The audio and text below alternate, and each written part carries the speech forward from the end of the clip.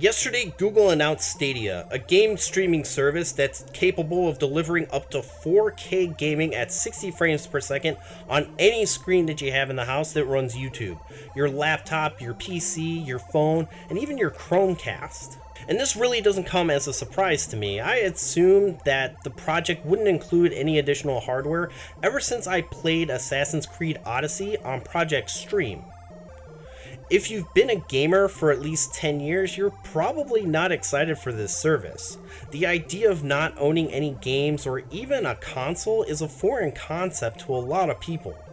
Games coming out of a wire, especially if you've experienced any other gaming streaming service in the past, isn't really that thrilling. A hiccup in the connection that could drop frames, or you could lag out, losing any competitive edge you may have had.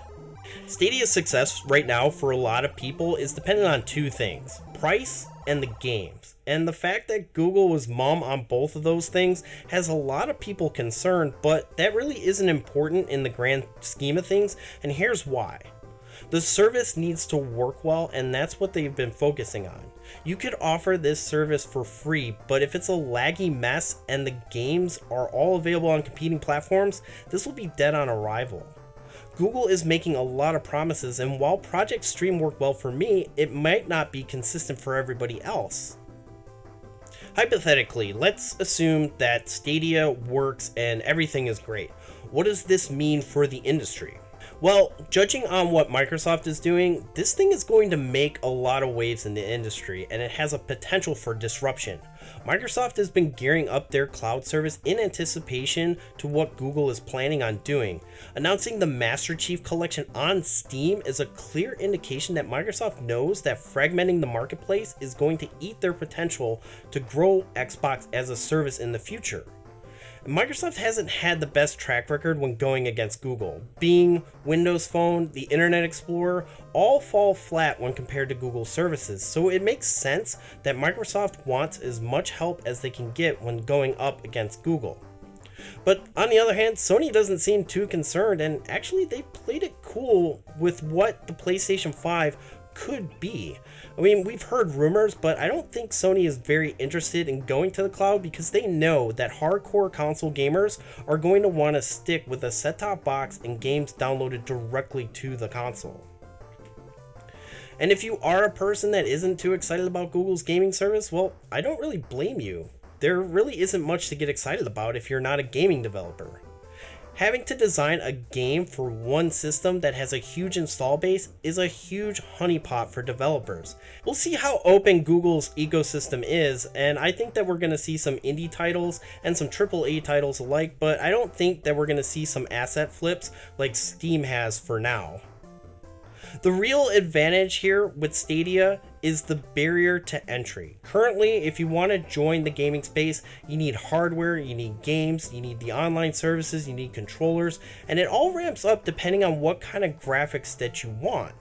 And dedicated gamers are willing to invest into the hardware and the games, but gaming is starting to evolve. The classic consoles are really all that casual gamers want, and mobile games are hotter than ever, so a service that doesn't require an extra box to get started is going to be a huge selling point for the wider audience. And I know that most of my audience has a huge collection of games across multiple platforms like I do, but there are a ton of gamers out there that buy one console for one game. Call of Duty, Madden, FIFA, literally millions of players plunk down hundreds of dollars for the next PlayStation or Xbox, then $60 a year for an online service, and then $60 more for each iteration of their yearly game. So even if Google Stadia displays only 720p in some spots because of shoddy internet, I guarantee you that most of those users won't care enough because it's still a cheaper barrier to entry than the other consoles, even if it's going to be more expensive later on. But a service of this magnitude, no matter who makes it, can't really take off in the United States until there's no more data caps. Internet service providers and net neutrality are a really point of contention here, and I currently have unlimited data through my SP, but most people have about a terabyte per month. And while I rarely reach 500 gigabyte with Netflix and YouTube usage, I'm pretty sure I would at least double that with the streaming service, especially when I can get speeds that run 4K at 60 frames per second. But let me know in the comments below, are you willing to give Stadia a chance, or is it dead on arrival?